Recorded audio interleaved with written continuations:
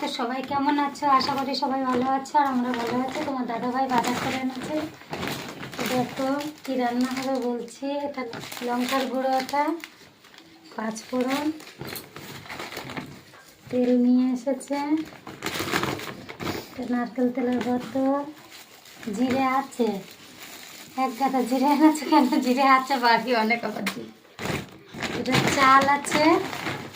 দেখো মাংস নিয়ে এসেছে, মাংস কিনে এনেছে আজকে। আর আমি রান্নার জন্য সব গুছিয়ে নিচ্ছি।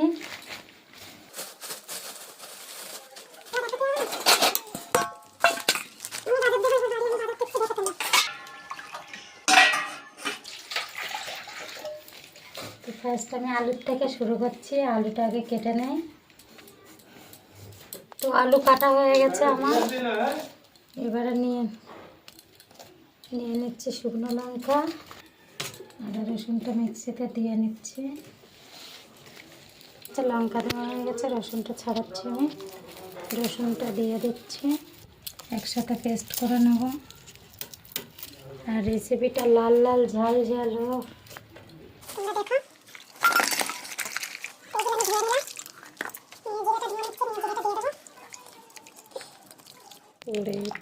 এটা দিয়ে দিলাম।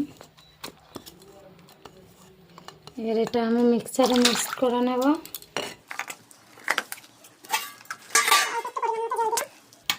পরিমাণ মতো জল দিলাম, মিক্সটা আটকে।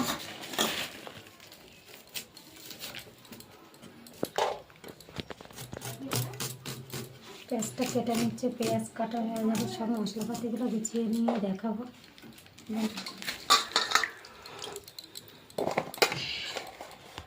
পেঁয়াজটা কাটা হয়ে গেছে, এটা হয়ে গেছে, রাখলাম এখানে।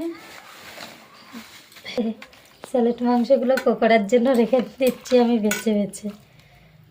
দেখো রেখেছি। মাংস ধুয়ে আমি তুলে নিচ্ছি। চলো আমি মিক্সচারে মশলাটা করে নেই।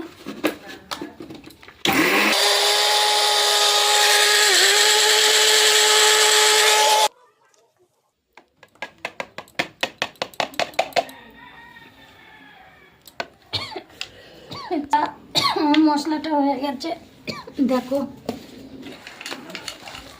দেখাতে হবে না, কড়া কত সবসময় বললি হয়ে। তো বন্ধুরা দেখো আমি তেল দিচ্ছি কড়াইতে।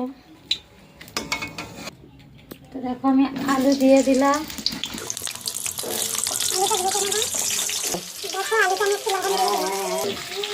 লবণটা দিলে হবে, আলুর ভিতরে লবণটা তাড়াতাড়ি যাবে। যেহেতু লবণ দিয়েছে তো একটু হলুদও দিয়ে দিলাম। হলুদ দিলে আলুর কালারটা খুব সুন্দর আসবে। ও আলুটা আমার ভাজা হয়ে গেছে, বেশ লাল লাল করে ভাজা হয়ে গেছে। আলু তুলে নেবো আমি। এই পেঁয়াজটা আমি দিয়ে দিই, পেঁয়াজ দিয়ে দিলাম আর তেজপাতা দিলাম।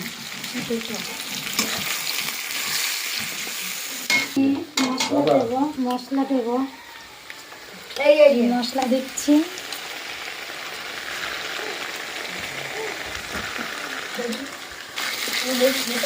মশলা দিয়ে কন্টিনিউ এরকম ভাজতে থাকতে হবে। তো মশলাটা ভালো ভরে যাবে। তো পরিমাণ মতো লবণ দিচ্ছি।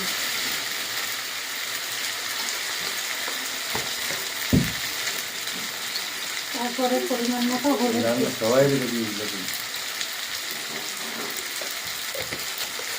হওয়ার জন্য জিরা লঙ্কা দিচ্ছি। দেখো মশলাটা এইভাবে মিক্স করে নিচ্ছি। মশলাটা তলে লেগে যাচ্ছে, তার জন্য একটু জল দিচ্ছি। যেহেতু মশলার জলটাই দিচ্ছি, দিয়ে এইভাবে ঘাটতে থাকতে হবে, নাহলে মশলাটা ধরে যাবে বেশি। তেল ছেড়েছে, মশলা দিয়ে তেল ছেড়ে দিয়েছে। মশলাটা হয়ে গেছে, তো আমি মাংস দিয়ে দেবো। দেখো মশলাটা যেহেতু তেল ছেড়ে দিয়েছে, এবার মাংসটা দিলে টেস্টটা ভালো লাগবে। তো আমি মাংসটা দিয়ে দিচ্ছি। মাংসটা দিয়ে দিলাম। মাংসটা এভাবে কষলাম, এভাবে মশলাটা সব দিকে মিক্সড হয়ে যাবে। তারপরে এই মাংসটা আমি ঢেকে দেবো 10 মিনিট ঢেকে রেখে দেবো। মাংসটা আমি 10 মিনিট ঢেকে দিচ্ছি। তো আমি ঢাকাটা খুলছি, দেখি মাংসটা কতদূর হয়েছে। তো দেখো মাংসের থেকে তেলও ছেড়ে দিয়েছে, জলও ছেড়েছে হালকা হালকা। জল তেল দুটোই ছেড়েছে, জল তেল দুটোই ছেড়েছে। এইভাবে আমি কিছুক্ষণ কষাতে লাগবো। মশলাটা মাংসটা প্রায় কষা হয়ে গেছে। তো এবার আমি আলু দিয়ে দেবো। আলু দিচ্ছি, দিয়ে আলু দিয়ে একটু কষাবো, কষিয়ে তারপরে জলটা দিতে হবে। দেখো তেল ছেড়েছে, দেখো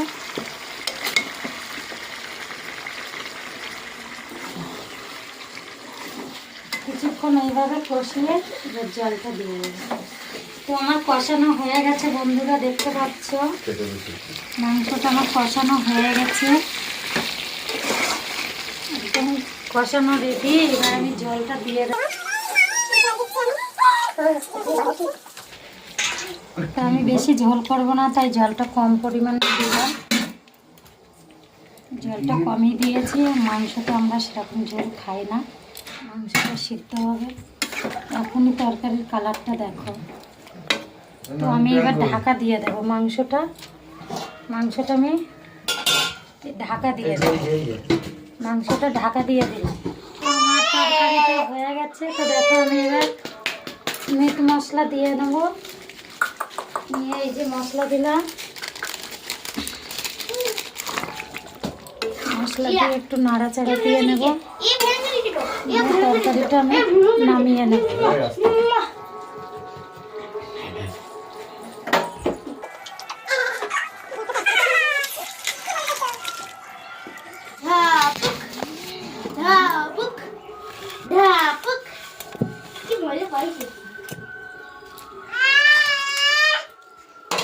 হ্যালো বন্ধুরা, তো আমার রেসিপিটা তৈরি হয়ে গেছে। তো চিকেনের রেসিপি আমার তৈরি হয়ে গেছে। তো দেখো তরকারিটা। আর ভিডিওটা এই পর্যন্তই ছিল। ভিডিওটা যদি ভালো লাগে তোমরা পুরো স্কিপ করবে না, ভিডিওটা প্রথম থেকেই দেখবা। যদি ভালো লাগে ভিডিওটা লাইক কমেন্ট শেয়ার করে দিয়ে আমাদের পাশে থেকো। Tata, bye bye.